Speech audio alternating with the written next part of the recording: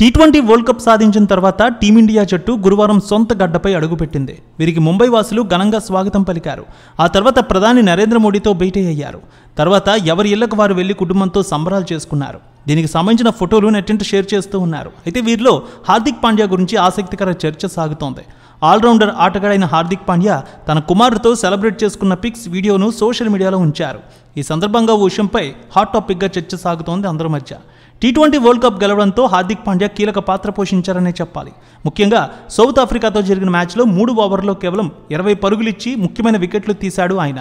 Tourney మొత్తంగా 144 runs చేశాడు, 11 వికెట్లు తీశాడు. ఫైనల్ మ్యాచ్లో అద్భుతమైన ఆట. చివరి ఓవర్లో తన బౌలింగ్తో పరుగులను కట్టడి చేశాడు. టీ20 ఆల్రౌండర్ జాబితాలో టాప్లో నిలిచాడనే చెప్పాలి పాండ్యా.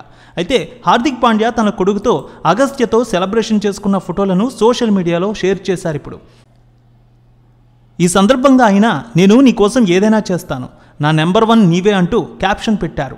సోషల్ మీడియాలో ఓ ఆసక్తికర చర్చ సాగుతోంది దీనిపై. ఈ ఫోటోలు వీడియోల్లో నటాషా ఎక్కడా కనిపించడం లేదు. ఇదే ఇప్పుడు అందరి మధ్య చర్చ. గత కొంతకాలంగా వీరు దూరంగా ఉంటున్నట్టు వార్తలు వచ్చాయి.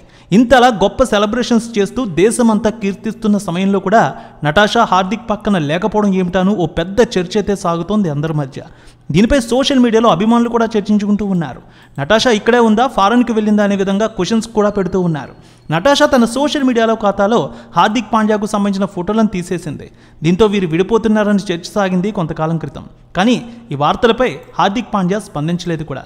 అయితే లేటెస్ట్గా ఆమె హార్దిక్తో కనిపించకపోవడంతో వీరు నిజంగా విడిపోయారనే వార్తలకు బలం చేకూరుతోంది. దీని గురించి ఆయన ఫ్యాన్స్ అయితే బాధపడుతూ ఉన్నారు. ఇంత గొప్ప సమయం సెలబ్రేషన్స్ చేసుకునే సమయంలో భార్య పక్కన లేకపోవడం ఏమిటంటూ బాధపడుతున్నారు. ఒకవేళ వీరు దూరంగా లేకపోతే ఇంతటి సెలబ్రేషన్లో నటాషా ఉండే అవకాశం ఉంటుంది కదా.